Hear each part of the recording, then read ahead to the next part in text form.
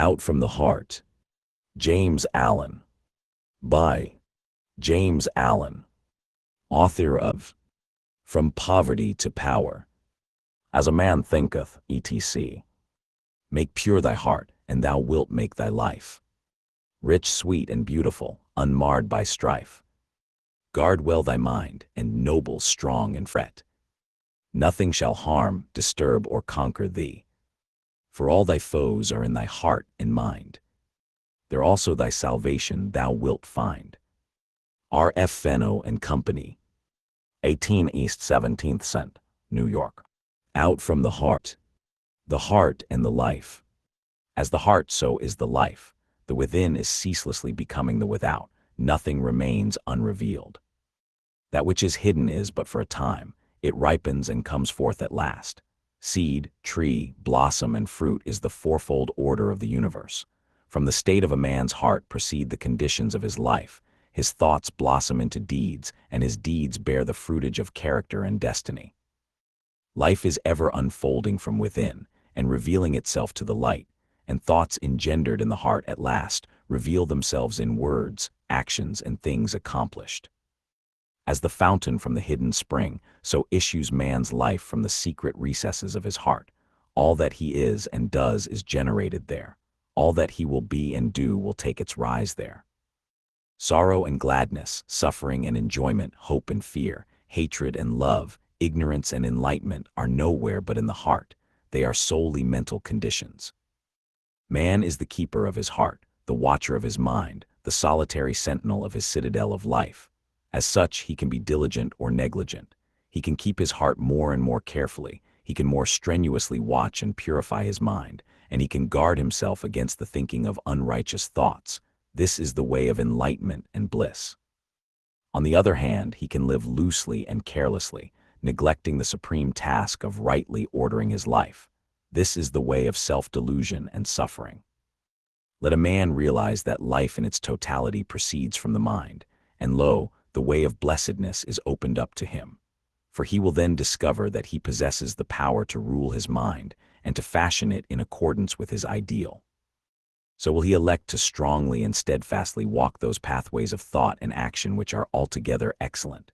To him, life will become beautiful and sacred, and sooner or later, he will put to flight all evil, confusion, and suffering.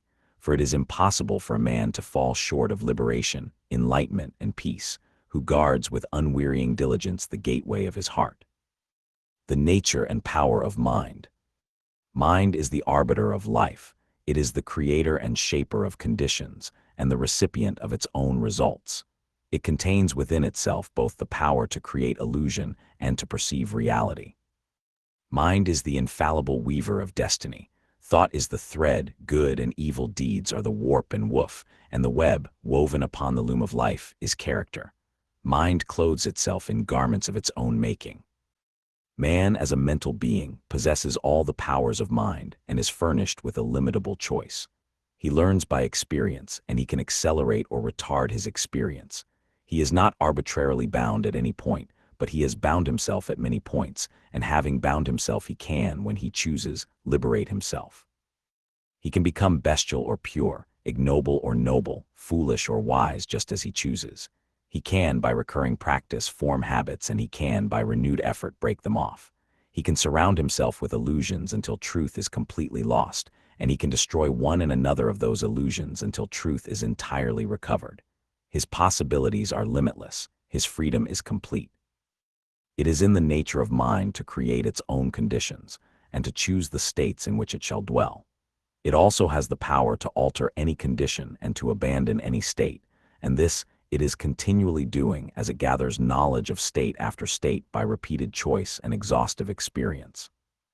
Inward processes of thought make up the sum of character and life, and man can modify and alter these processes by bringing will and effort to bear upon them. The bonds of habit, impotence, and sin are self-made and can only be destroyed by oneself. They exist nowhere but in one's mind, and although they are directly related to outward things, they have no real existence in those things. The outer is molded and vivified by the inner, and never the inner by the outer. Temptation does not arise in the outer object, but in the lust of the mind for that object. nor do suffering and sorrow inhere in the external things and happenings of life, but in an undisciplined attitude of mind toward those things and happenings. The mind that is disciplined by purity and fortified by wisdom avoids all those lusts and desires which are inseparably bound up with affliction, and so arrives at enlightenment and peace. To condemn others as evil, and to rail against outside conditions as the source of evil, increases and does not lessen the world's suffering and unrest. The outer is but the shadow and effect of the inner, and when the heart is pure, all outward things are pure. All growth in life is from within outward, all decay and death is from without inward. This is a universal law. All evolution proceeds from within, all adjustment must take place within. He who ceases to strive against others, and employs his powers in the transformation, regeneration, and development of his own mind, conserves his energies and preserves himself. And as he succeeds in harmonizing his own mind, he leads others by consideration and charity into a like blessed state. For not by assuming authority and guidance over other minds is the way of enlightenment and peace discovered, but by exercising a lawful authority over one's own, and by guiding oneself in pathways of steadfast and lofty virtue. A man's life proceeds from his heart, his mind. He has compounded that mind by his own thoughts and deeds. It is in his power to refashion that mind by his choice of thought. He can therefore transform his life. Let us see how this is to be done. Formation of habit. Every established mental condition is an acquired habit, and it has become such by continuous repetition of thought. Despondency and cheerfulness, anger and calmness, covetousness and generosity, indeed all states of mind, are habits built up by choice until they have become automatic. A thought constantly repeated at last becomes a fixed habit of the mind, and from such habits proceeds the life. It is in the nature of the mind to acquire knowledge by the repetition of its experiences. A thought which it is very difficult, at first, to hold and to dwell upon, at last becomes, by constantly being held in the mind, a natural and habitual condition. Just as a boy, when commencing to learn a trade, cannot even handle his tools aright, much less use them correctly, but after long repetition and practice plies them with perfect ease and consummate skill, so a state of mind, at first apparently impossible of realization, is, by perseverance and practice, at last acquired and built into the character as a natural and spontaneous condition. In this power of the mind to form and reform its habits, its conditions, is contained the basis of man's salvation, and the open door to perfect liberty by the mastery of self. For as a man has the power to form harmful habits, so he has the same power to create habits that are essentially good. And here we come to a point which needs some elucidating, and which calls for deep and earnest thought on the part of my reader. It is commonly said to be easier to do wrong than right, to sin than to be holy. Such condition has come to be regarded, almost universally, as axiomatic, and no less a teacher than the Buddha has said, "Bad deeds and deeds hurtful to ourselves are easy to do. What is beneficial and good, that is very difficult to do." And as regards humanity generally, this is true, but it is only true as a passing experience, a fleeting factor in human evolution. It is not a fixed condition of things, is not of the nature of an eternal truth. It is easier for men to do wrong than right, because of the prevalence of ignorance, because the true nature of things and the essence and meaning of life are not apprehended. When a child is learning to write, it is extremely easy for it to hold the pen wrongly and to form its letters incorrectly, but it is painfully difficult to hold the pen and to write properly. And this because of the child's ignorance of the art of writing, which can only be dispelled by persistent effort and practice, until at last it becomes natural and easy to hold the pen properly, and to write correctly, and difficult, as well as altogether unnecessary, to do the wrong thing. It is the same in the vital things of mind and life. To think and do rightly requires much practice and renewed effort, but the time at last comes when it becomes habitual and easy to think and do rightly, and difficult, as it is then seen to be altogether unnecessary, to do that which is wrong. Just as an artisan becomes, by practice, accomplished in his craft, so a man can become, by practice, accomplished in goodness. It is entirely a matter of forming new habits of thought, and he to whom right thoughts have become easy and natural, and wrong thoughts and acts difficult to do, has attained to the highest virtue, to pure spiritual knowledge. It is easy and natural for men to sin, because they have formed, by incessant repetition, harmful and unenlightened habits of thought. It is very difficult for the thief to refrain from stealing when opportunity occurs, because he has lived so long in covetous and avaricious thoughts. But such difficulty does not exist for the honest man who has lived so long in upright and honest thoughts, and has thereby become enlightened as to the wrong, folly, and fruitlessness of theft, that even the remotest idea of stealing does not enter his mind. The sin of theft is a very extreme one, and I have introduced it in order to the more clearly illustrate the force and formation of habit, but all sins and virtues are formed in the same way. Anger and impatience are natural and easy to thousands of people, because they are constantly repeating the angry and impatient thought and act, and with each repetition the habit is more firmly established and more deeply rooted. Calmness and patience can become habitual in the same way, by first grasping through effort a calm and patient thought, and then continuously thinking it and living in it until use becomes second nature, and anger and impatience pass away forever. It is thus that every wrong thought may be expelled from the mind, thus that every untrue act may be destroyed, thus that every sin may be overcome. Doing and knowing. Let a man realize that his life, in its totality, proceeds from his mind, and that that mind is a combination of habits which he can, by patient effort, modify to any extent, and over which he can thus gain complete ascendancy and control, and he has at once obtained possession of the key which shall open the door to his complete emancipation. But emancipation from the ills of life, which are the ills of one's mind, is a matter of steady growth from within, and not a sudden acquisition from without. Hourly and daily must the mind be trained to think stainless thoughts, and to adopt right and dispassionate attitudes under those circumstances in which it is prone to fall into wrong and passion.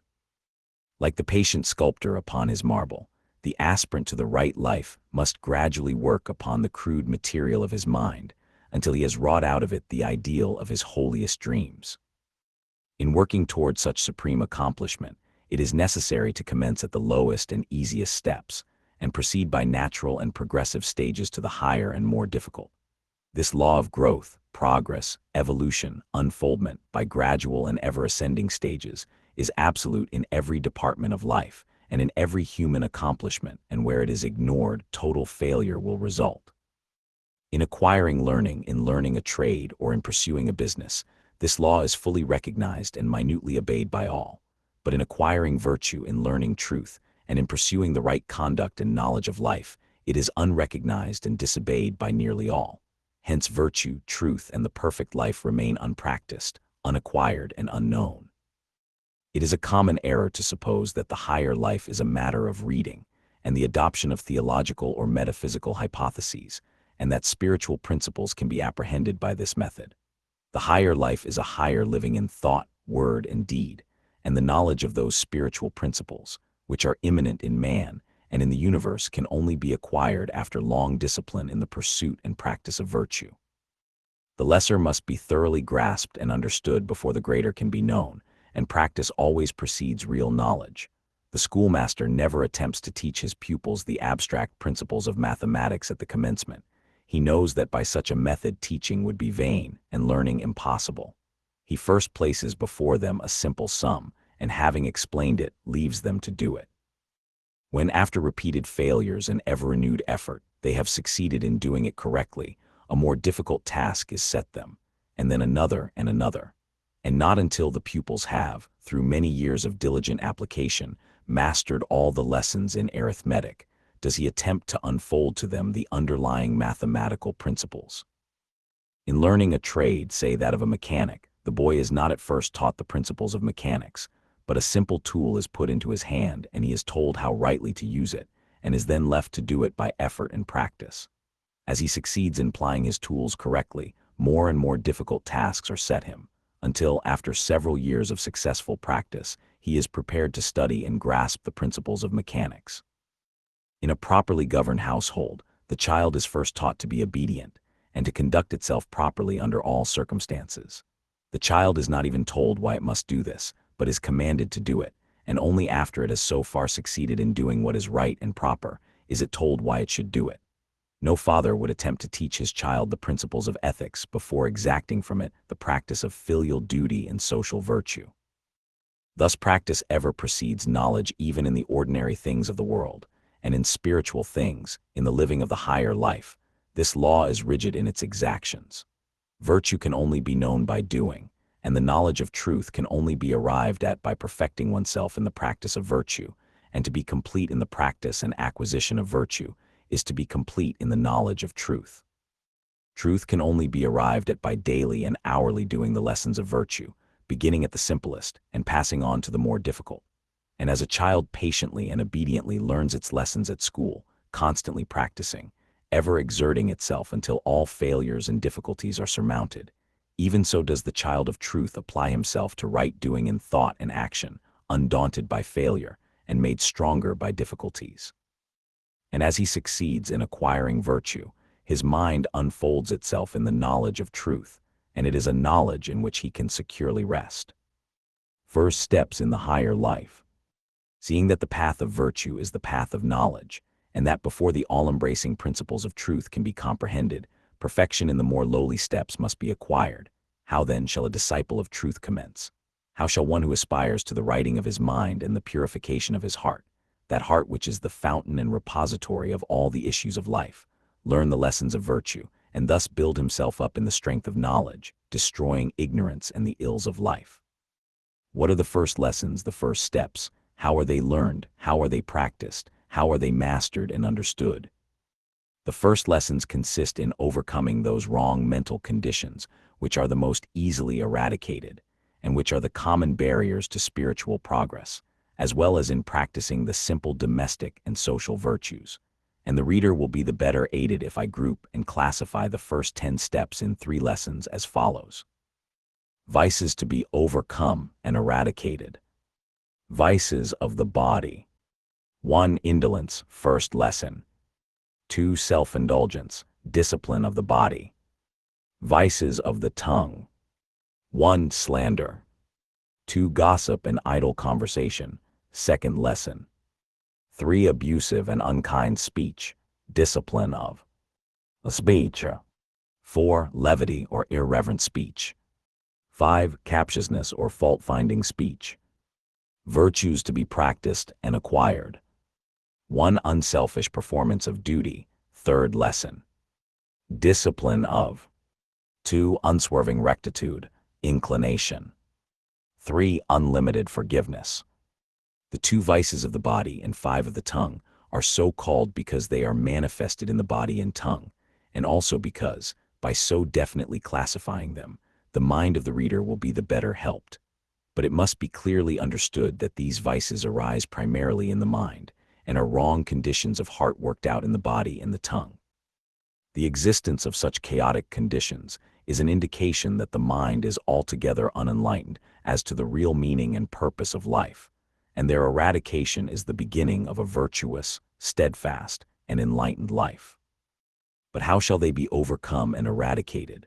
By first, and at once, checking and controlling their outward manifestations by suppressing the wrong act.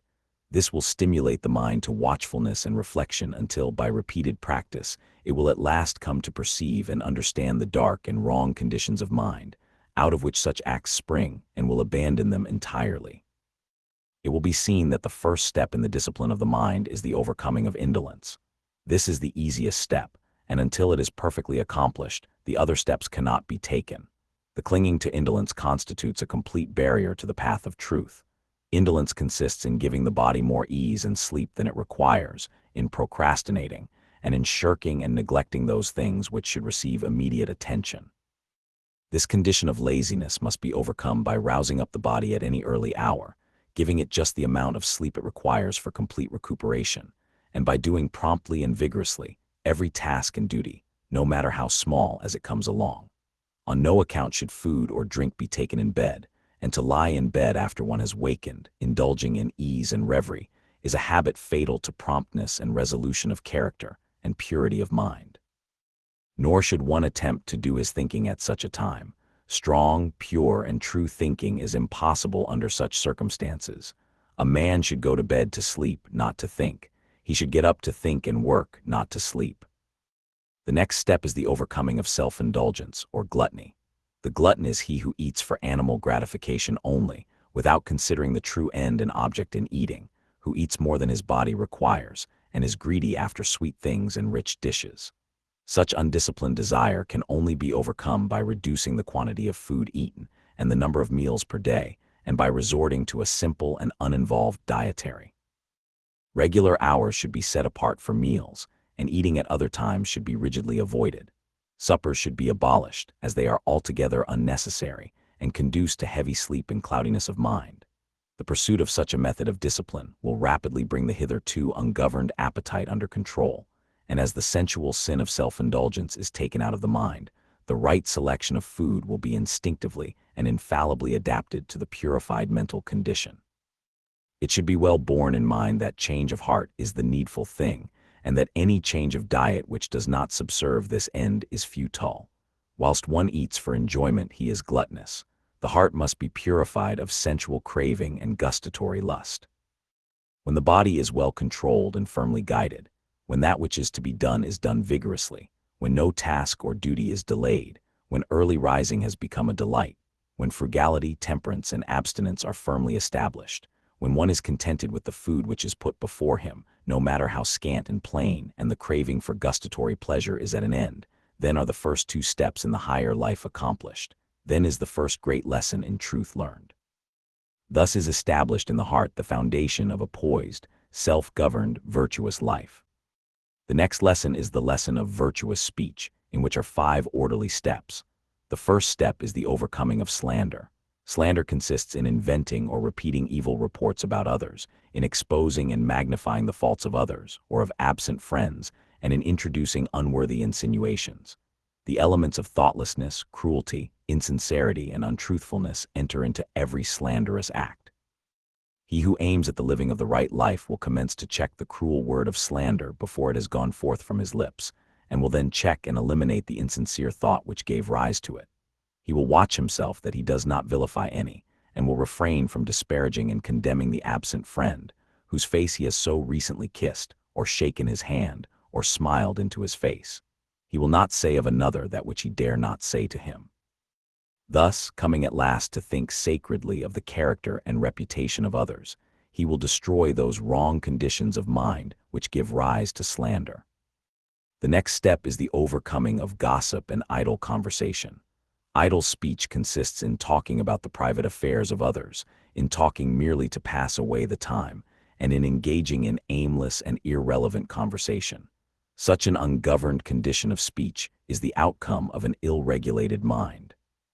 The man of virtue will bridle his tongue, and thus learn how rightly to govern the mind. He will not let his tongue run idly and foolishly, but will make his speech strong and pure, and will either talk with a purpose or remain silent. Abusive and unkind speech is the next vice to be overcome. The man who abuses and accuses others has himself wandered far from the right way. To hurl hard words and names at others is to sink deeply into folly. When a man is inclined to abuse and condemn others, let him restrain his tongue and look in upon himself. The virtuous man refrains from abuse and quarreling, and employs only words that are useful, necessary, pure, and true. The next step is the overcoming of levity or irreverent speech. Light and frivolous talking, the repeating of coarse jokes, the telling of vulgar stories, having no other purpose than to raise an empty laugh, offensive familiarity, and the employment of contemptuous and irreverent terms when speaking to or of others, and particularly of one's elders and those who rank as one's teachers, guardians, or superiors. All this will be put away by the lover of virtue and truth. Upon the altar of irreverence, absent friends and companions are immolated for the passing excitement of a momentary laugh, and all the sanctity of life is sacrificed to the zest for ridicule. When respect towards others and the giving of reverence where reverence is due are abandoned, virtue is abandoned. When modesty, gravity, and dignity are eliminated from speech and behavior, truth is lost. Yea, even its entrance gate is hidden away and forgotten. Irreverence is degrading even in the young, but when it accompanies gray hairs and appears in the demeanor of the preacher, this is indeed a piteous spectacle. And when this can be imitated and followed after, then are the blind leading the blind, then have elders and preacher and people lost their way. The virtuous man will be of grave and reverent speech. He will think and speak of the absent as he thinks and speaks of the dead, tenderly and sacredly. He will put away thoughtlessness, and watch that he does not sacrifice his dignity to gratify a passing impulse to lightness and frivolity. His mirth will be pure and innocent, and his voice will become subdued and musical, and his soul be filled with grace and sweetness as he succeeds in conducting himself as becomes a man of truth. The last step in the second lesson is the overcoming of captiousness, or fault-finding speech. This vice of the tongue consists in magnifying and harping on small or apparent faults, in foolish quibbling and hair-splitting, and in pursuing vain arguments based upon groundless suppositions, beliefs, and opinions. Life is short and real, and sin and sorrow and pain are not remedied by carping and contention. The man who is ever on the watch to catch at the words of others in order to contradict and controvert them has yet to reach the higher way of holiness, the truer life of self-surrender. The man who is ever on the watch to check his own words in order to soften and purify them will find the higher way and the truer life. He will conserve his energies, maintain his composure of mind, and preserve within himself the spirit of truth. When the tongue is well controlled and wisely subdued, when selfish impulses and unworthy thoughts no longer rush to the tongue demanding utterance, when the speech has become harmless, pure, gentle, gracious, and purposeful, and no word is uttered but in sincerity and truth, then are the 5 steps in virtuous speech accomplished.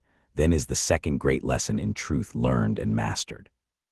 And now some will ask, but why all this discipline of the body and restraint of the tongue? Surely the higher life can be realized and known without such strenuous labor, such incessant effort and watchfulness. No, it cannot. In the spiritual as the material, nothing is done without labor, and the higher cannot be known until the lower is fulfilled. Can a man make a table before he has learned how to handle a tool and drive a nail? And can a man fashion his mind in accordance with truth before he has overcome the slavery of his body? As the intricate subtleties of language cannot be apprehended and wielded before the alphabet, and the simplest words are mastered, neither can the deep subtleties of the mind be understood and purified before the ABC of right conduct is perfectly acquired. As for the labor involved, does not the youth joyfully and patiently submit himself to a 7 years' apprenticeship in order to master a craft?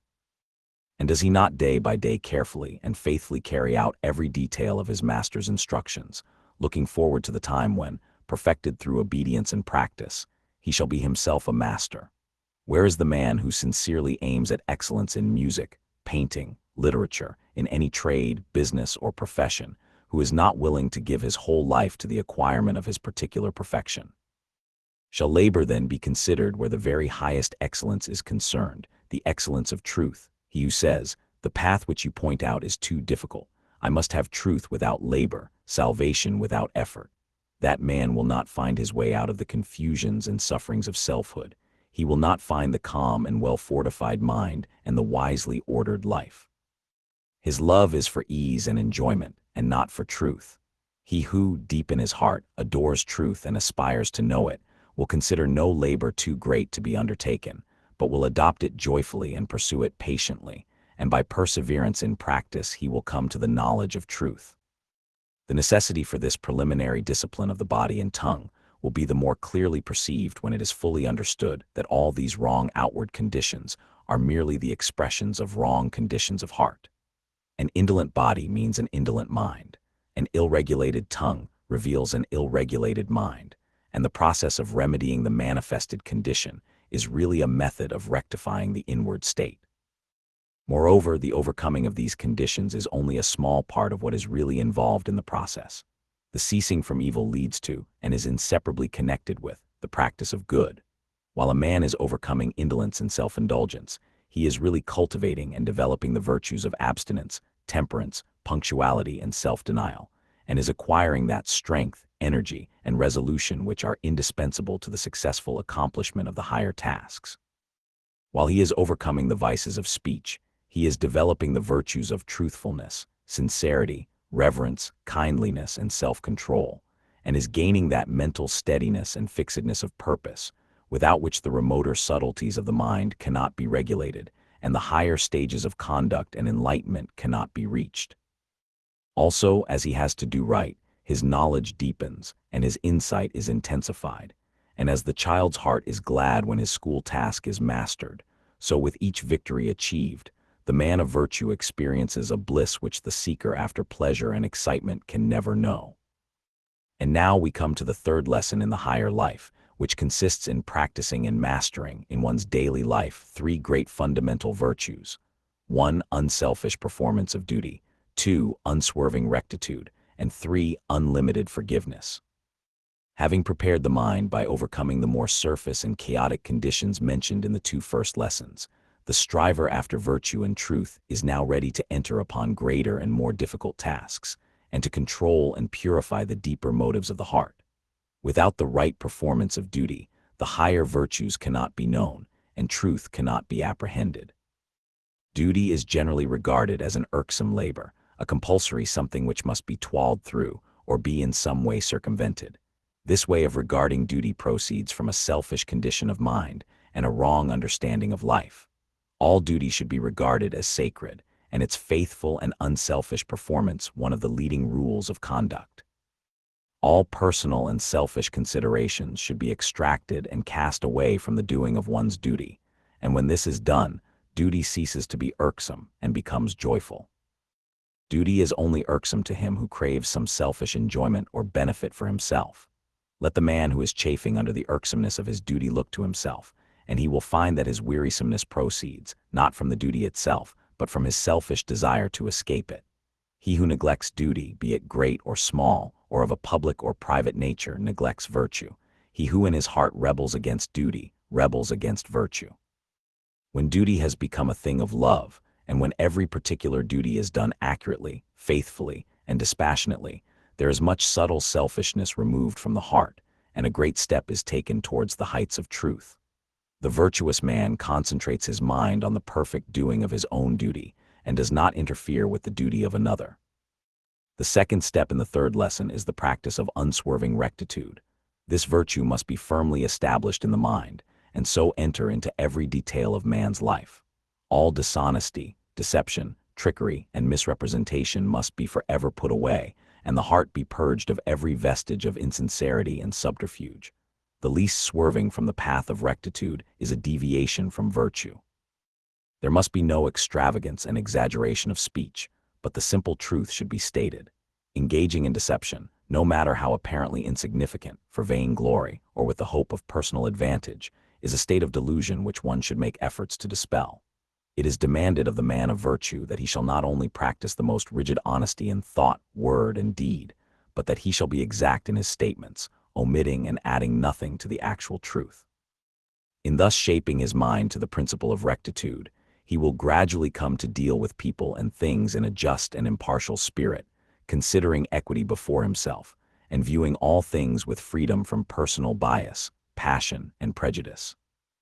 When the virtue of rectitude is fully practiced, acquired, and comprehended, so that all temptation to untruthfulness and insincerity has ceased, then is the heart made purer and nobler, then is character strengthened, and knowledge enlarged, and life takes on a new meaning and a new power. Thus is the second step accomplished. The third step is the practice of unlimited forgiveness. This consists in overcoming the sense of injury which springs from vanity, selfishness, and pride, and in exercising disinterested charity and large-heartedness towards all. Spite, retaliation, and revenge are so utterly ignoble and so small and foolish as to be altogether unworthy of being noticed or harbored. No one who fosters such conditions in his heart can lift himself above folly and suffering and guide his life aright. Only by casting them away and ceasing to be moved by them can a man's eyes be opened to the true way in life. Only by developing a forgiving and charitable spirit can he hope to approach and perceive the strength and beauty of a well-ordered life. In the heart of the strongly virtuous man no feeling of personal injury can arise. He has put away all retaliation and has no enemies, and if men should constitute themselves his enemies, he will regard them kindly, understanding their ignorance and making full allowance for it. When this state of heart is arrived at, then is the third step in the discipline of one's self-seeking inclinations accomplished. Then is the third great lesson in virtue and knowledge learned and mastered. Having thus laid down the first 10 steps and 3 lessons in right doing and right knowing, I leave those of my readers who are prepared for them to learn and master them in their everyday life. There is, of course, a still higher discipline of the body, a more far-reaching discipline of the tongue, and greater and more all-embracing virtues to acquire and understand before the highest state of bliss and knowledge can be apprehended, but it is not my purpose to deal with them here. I have expounded only the first and easiest lessons on the higher path, and by the time these are thoroughly mastered, the reader will have become so purified, strengthened, and enlightened that he will not be left in the dark as to his future progress. Those of my readers who have completed these 3 lessons will already have perceived, beyond and above, the high altitudes of truth and the narrow and precipitous track which leads to them, and will choose whether they shall proceed. The straight path which I have laid down can be pursued by all with greater profit to themselves and to the world, and even those who do not aspire to the attainment of truth will develop greater intellectual and moral strength, finer judgment, and deeper peace of mind by perfecting themselves in this path. Nor will their material prosperity suffer by this change of heart. Nay, it will be rendered truer, purer, and more enduring, for if there is one who is capable of succeeding and fitted to achieve, it is the man who has abandoned the petty dissipations and everyday vices of his kind, who is strong to rule his body and his mind, and who pursues with fixed resolve the path of unswerving integrity and sterling virtue. Mental conditions and their effects. Without going into the details of the greater steps and lessons in the right life, a task outside the scope of this small work, a few hints and statements concerning those mental conditions from which life in its totality springs, will prove helpful to those who are ready and willing to penetrate further into that inner realm of heart and mind, where love and wisdom and peace await the strenuous comer. All sin is ignorance. It is a condition of darkness and undevelopment. The wrong thinker and wrongdoer is in the same position in the school of life as is the ignorant pupil in the school of learning. He has yet to learn how to think and act correctly, that is, in accordance with law. The pupil in learning is not happy so long as he does his lessons wrongly, and unhappiness cannot be escaped while sin remains unconquered. Life is a series of lessons. Some are diligent in learning them and they become pure, wise, and altogether happy. Others are negligent and do not apply themselves, and they remain impure, foolish, and unhappy. Every form of unhappiness springs from a wrong condition of mind. Happiness inheres in right conditions of mind. Happiness is mental harmony. Unhappiness is mental inharmony. While a man lives in wrong conditions of mind, he will live a wrong life and will suffer continually. Suffering is rooted in error. Bliss inheres in enlightenment. There is salvation for man only in the destruction of his own ignorance, error, and self-delusion. Where there are wrong conditions of mind, there is bondage and unrest. Where there are right conditions of mind, there is freedom and peace. Here are some of the leading wrong mental conditions and their disastrous effects upon the life. Wrong mental their effects. Conditions: hatred, injury, violence, disaster, and suffering. Lust, confusion of intellect, remorse, shame and wretchedness, covetousness, fear, unrest, unhappiness, and loss, pride, disappointment, chagrin, lack of self-knowledge, vanity, distress, and mortification of spirit, condemnation, persecution, hatred from others, ill will, failures and troubles, self-indulgence, misery, loss of judgment, grossness, disease and neglect, anger, loss of power and influence, desire or grief, folly, sorrow, uncertainty, and self-slavery, loneliness. The above wrong conditions of mind are merely negations. They are states of darkness and deprivation and not of positive power. Evil is not a power. It is ignorance and misuse of good.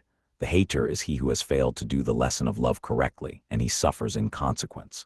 When he succeeds in doing it rightly, the hatred will have disappeared, and he will see and understand the darkness and impotence of hatred. It is so with every wrong condition. The following are some of the more important right mental conditions and their beneficent effects upon the life.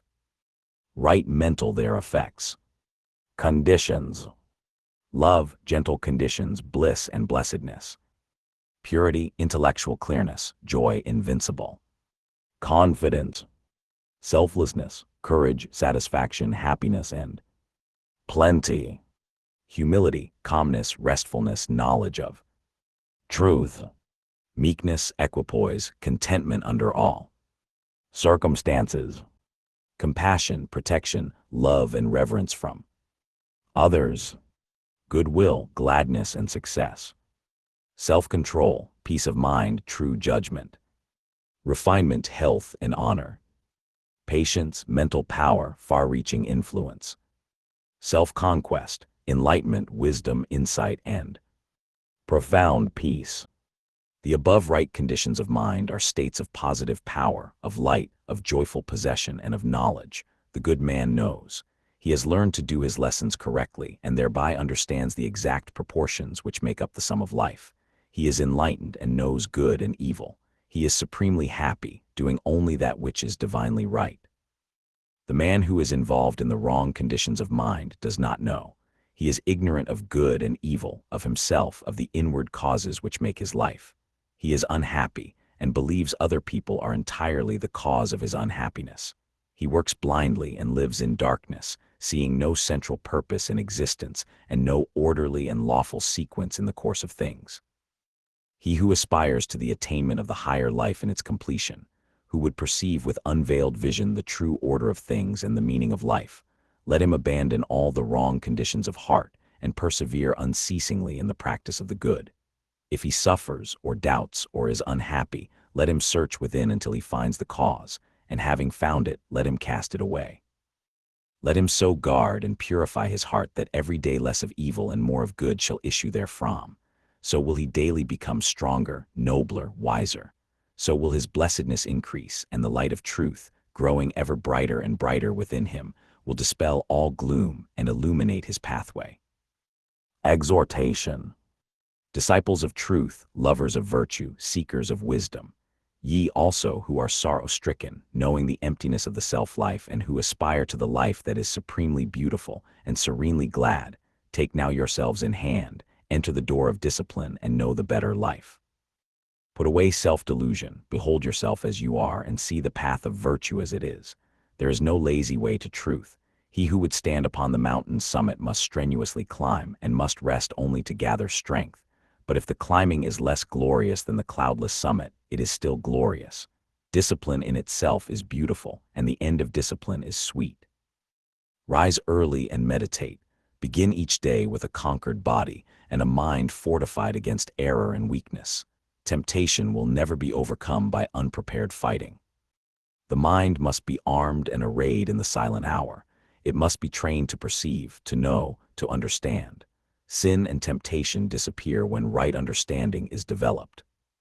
Right understanding is reached through unabated discipline. Truth cannot be reached but through discipline. Patience will increase by effort and practice, and patience will make discipline beautiful. Discipline is irksome to the impatient man and the self-lover, so he avoids it and continues to live loosely and confusedly. Discipline is not irksome to the truth-lover, and he will find the infinite patience which can wait and work and overcome. As the joy of the gardener who sees his flowers develop day by day, so is the joy of the man of discipline who sees the divine flowers of purity, wisdom, compassion, and love grow up in his heart. The loose liver cannot escape sorrow and pain. The undisciplined mind falls, weak and helpless, before the fierce onslaught of passion. Array well your mind then, lover of truth. Be watchful, thoughtful, resolute. Your salvation is at hand. Your readiness and effort are all that are needed. If you should fail 10 times, do not be disheartened. If you should fail 100 times, rise up and pursue your way. If you should fail 1,000 times, do not despair. When the right path is entered, success is sure if the path is not utterly abandoned. First strife and then victory. First labor and then rest. First weakness and then strength. In the beginning, the lower life and the glare and confusion of battle, and at the end, the life beautiful, the silence and the peace. Books by Henry Frank. The Mastery of Mind. The Kingdom of Love. The Shrine of Silence. The Triumph of Truth, or the Doom of Dogma. Books by Floyd B. Wilson. Paths to Power. Man Limitless. Throw Silence to Realization. The Discovery of the Soul. Books by James Allen. As a Man Thinketh. Out from the Heart. The Heavenly Life. Entering the Kingdom. The Way of Peace. The Path of Prosperity. R. F. Fenno and Company. 18 East 17th Cent, New York. End of the Project Gutenberg, ebook Out from the Heart **. Updated editions will replace the previous one. The old editions will be renamed. Creating the works from print editions not protected by U.S. copyright law means that no one owns a United States copyright in these works, so the Foundation and you can copy and distribute it in the United States without permission and without paying copyright royalties. Special rules set forth in the general terms of use part of this license apply to copying and distributing Project Gutenberg electronic works to protect the Project Gutenberg concept and trademark. Project Gutenberg is a registered trademark and may not be used if you charge for an ebook, except by following the terms of the trademark license, including paying royalties for use of the Project Gutenberg trademark. If you do not charge anything for copies of this ebook, complying with the trademark license is very easy. You may use this ebook for nearly any purpose, such as creation of derivative works, reports, performances, and research. Project Gutenberg ebooks may be modified and printed and given away. You may do practically anything in the United States with ebooks not protected by U.S. copyright law. Redistribution is subject to the trademark license, especially commercial redistribution. Start full license. You've reached the end of the book. Licensing information follows. The full Project Gutenberg license. Please read this before you distribute or use this work.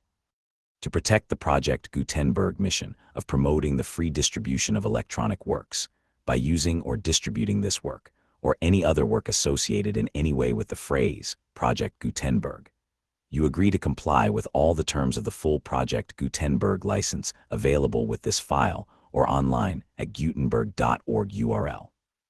Section 1. General Terms of Use and Redistributing Project Gutenberg Electronic Works. 1a. By reading or using any part of this Project Gutenberg electronic work, you indicate that you have read, understand, agree to, and accept all the terms of this license and intellectual property, trademark copyright agreement. If you do not agree to abide by all the terms of this agreement, you must cease using and return or destroy all copies of Project Gutenberg electronic works in your possession. If you paid a fee for obtaining a copy of or access to a Project Gutenberg electronic work, and you do not agree to be bound by the terms of this agreement, you may obtain a refund from the person or entity to whom you paid the fee as set forth in paragraph 1E8. 1b. Project Gutenberg is a registered trademark. It may only be used on or associated in any way with an electronic work by people who agree to be bound by the terms of this agreement. There are few things that you can do with most Project Gutenberg electronic works even without complying with the full terms of this agreement. See paragraph 1c below. There are a lot of things you can do with Project Gutenberg electronic works if you follow the terms of this agreement and help preserve free future access to Project Gutenberg electronic works. See paragraph 1e below. 1c. The Project Gutenberg Literary Archive Foundation. The Foundation, or PGLAF, owns a compilation copyright in the collection of Project Gutenberg electronic works. Nearly all the individual works in the collection are in the public domain in the United States. If an individual work is unprotected by copyright law in the United States, and you are located in the United States, we do not claim a right to prevent you from copying, distributing, performing, displaying, or creating derivative works based on the work, as long as all references to Project Gutenberg are removed. Of course, we hope that you will support the Project Gutenberg mission of promoting free access to electronic works by freely sharing Project Gutenberg works in compliance with the terms of this agreement for keeping the Project Gutenberg name associated with the work. You can easily comply with the terms of this agreement by keeping this work in the same format with its attached full Project Gutenberg license when you share it without charge with others. 1d. The copyright laws of the place where you are located also govern what you can do with this work.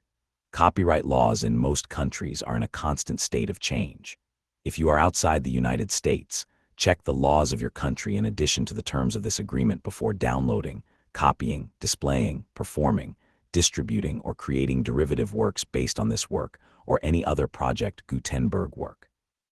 The Foundation makes no representations concerning the copyright status of any work in any country other than the United States. 1e. Unless you have removed all references to Project Gutenberg. 1E1 The following sentence, with active links to or other immediate access to.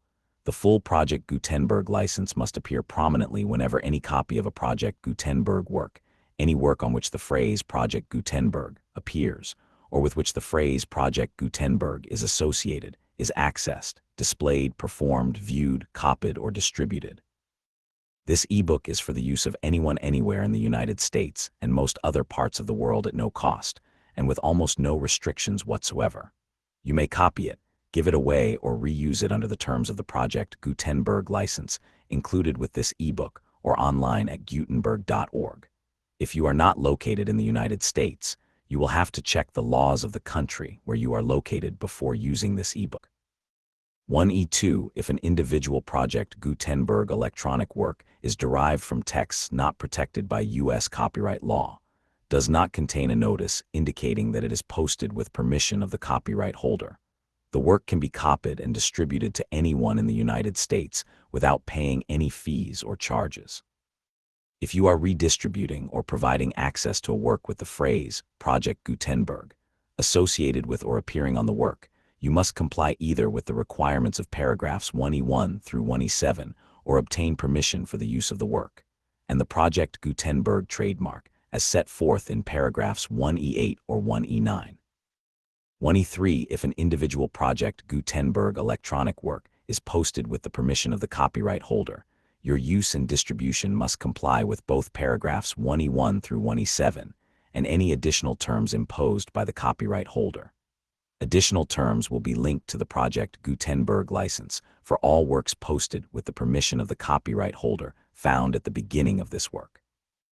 1E4 Do not unlink or detach or remove the full Project Gutenberg license terms from this work, or any files containing a part of this work, or any other work associated with Project Gutenberg.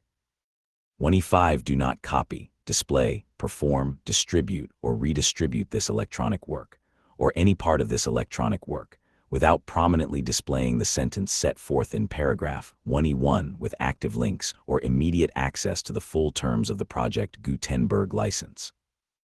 1E6 You may convert to and distribute this work in any binary, compressed, marked up, non-proprietary or proprietary form, including any word processing or hypertext form.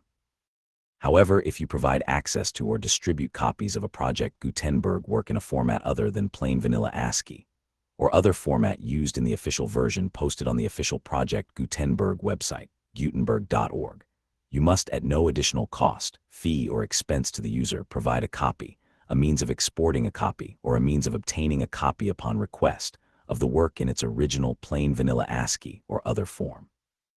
Any alternate format must include the full Project Gutenberg license as specified in paragraph 1E1. 1E7 Do not charge a fee for access to, viewing, displaying, performing, copying, or distributing any Project Gutenberg works unless you comply with paragraph 1E8 or 1E9. 1E8 You may charge a reasonable fee for copies of or providing access to or distributing Project Gutenberg electronic works provided that you pay a royalty fee of 20% of the gross profits you derive from the use of Project Gutenberg works calculated using the method you already use to calculate your applicable taxes. The fee is owed to the owner of the Project Gutenberg trademark, but he has agreed to donate royalties under this paragraph to the Project Gutenberg Literary Archive Foundation. Royalty payments must be paid within 60 days following each date on which you prepare, or are legally required to prepare, your periodic tax returns. Royalty payments should be clearly marked as such and sent to the Project Gutenberg Literary Archive Foundation at the address specified in Section 4. Information about donations to the Project Gutenberg Literary Archive Foundation. You provide a full refund of any money paid by a user who notifies you in writing or by email within 30 days of receipt that he does not agree to the terms of the full Project Gutenberg license.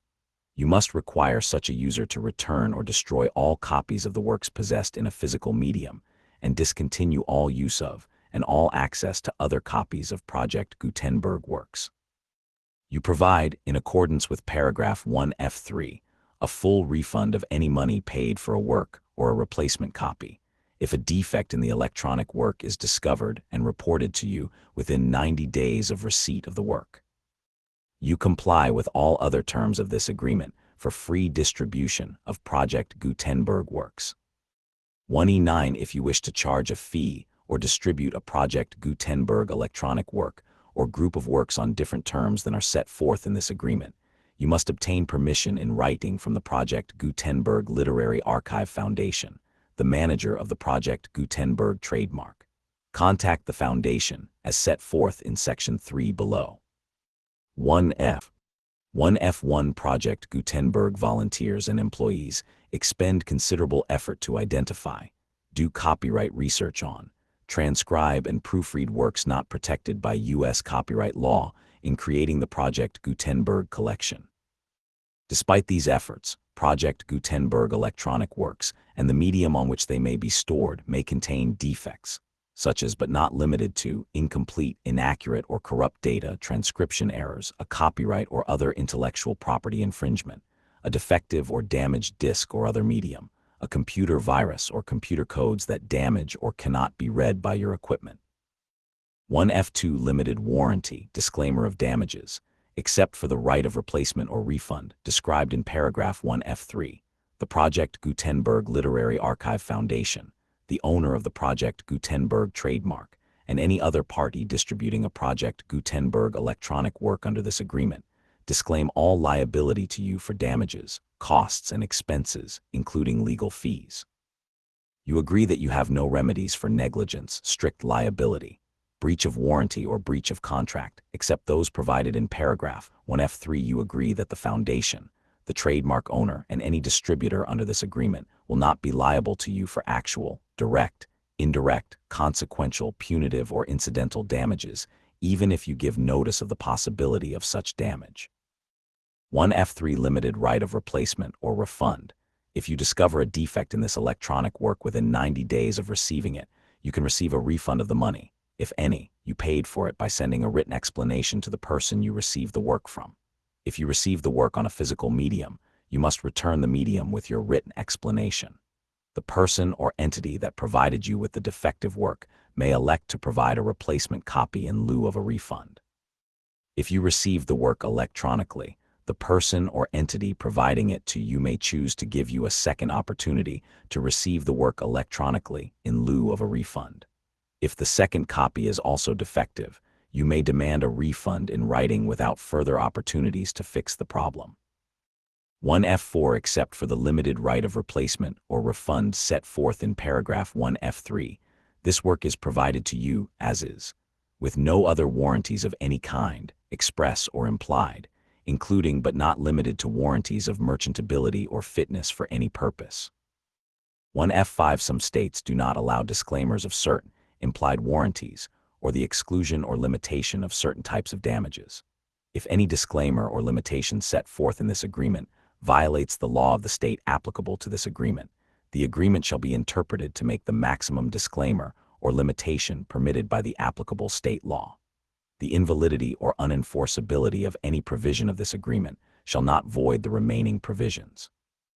1F6 Indemnity. You agree to indemnify and hold the foundation, the trademark owner, any agent or employee of the foundation, anyone providing copies of Project Gutenberg electronic works in accordance with this agreement, and any volunteers associated with the production, promotion, and distribution of Project Gutenberg electronic works, harmless from all liability, costs, and expenses, including legal fees, that arise directly or indirectly from any of the following which you do or cause to occur: a distribution of this or any Project Gutenberg work, b. alteration, modification, or additions or deletions to any Project Gutenberg work, and c. any defect you cause. Section 2. Information about the mission of Project Gutenberg. Project Gutenberg is synonymous with the free distribution of electronic works in formats readable by the widest variety of computers, including obsolete, old, middle-aged, and new computers. It exists because of the efforts of hundreds of volunteers and donations from people in all walks of life. Volunteers and financial support to provide volunteers with the assistance they need are critical to reaching Project Gutenberg's goals, and ensuring that the Project Gutenberg collection will remain freely available for generations to come.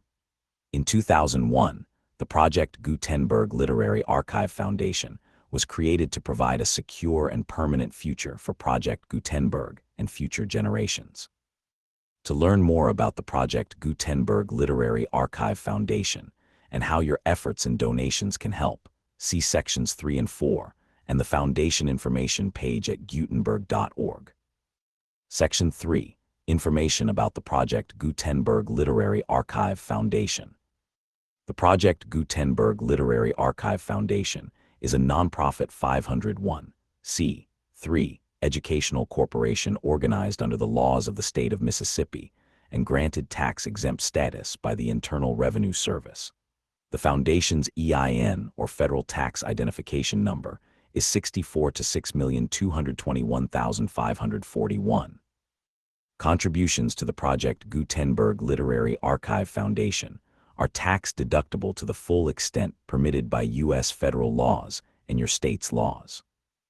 The Foundation's business office is located at 41 Watchung Plaza 516, Montclair NJ 7042, USA, +1 862 621 to 9288. Email contact links and up-to-date contact information can be found at the Foundation's website and official page at gutenberg.org URL. Section 4. Information about donations to the Project Gutenberg Literary Archive Foundation. Project Gutenberg depends upon and cannot survive without widespread public support and donations to carry out its mission of increasing the number of public domain and licensed works that can be freely distributed in machine-readable form accessible by the widest array of equipment, including outdated equipment. Many small donations, $1 to $5,000, are particularly important to maintaining tax-exempt status with the IRS. The Foundation is committed to complying with the laws regulating charities and charitable donations in all 50 states of the United States. Compliance requirements are not uniform, and it takes a considerable effort, much paperwork, and many fees to meet and keep up with these requirements. We do not solicit donations in locations where we have not received written confirmation of compliance. To send donations or determine the status of compliance for any particular state, visit gutenberg.org URL. While we cannot and do not solicit contributions from states where we have not met the solicitation requirements, we know of no prohibition against accepting unsolicited donations from donors in such states who approach us with offers to donate. International donations are gratefully accepted, but we cannot make any statements concerning tax treatment of donations received from outside the United States. U.S. laws alone swamp our small staff. Please check the Project Gutenberg web pages for current donation methods and addresses. Donations are accepted in a number of other ways, including checks, online payments, and credit card donations. To donate, please visit gutenberg.org URL. Section 5. General information about Project Gutenberg electronic works. Professor Michael S. Hart was the originator of the Project Gutenberg concept of a library of electronic works that could be freely shared with anyone.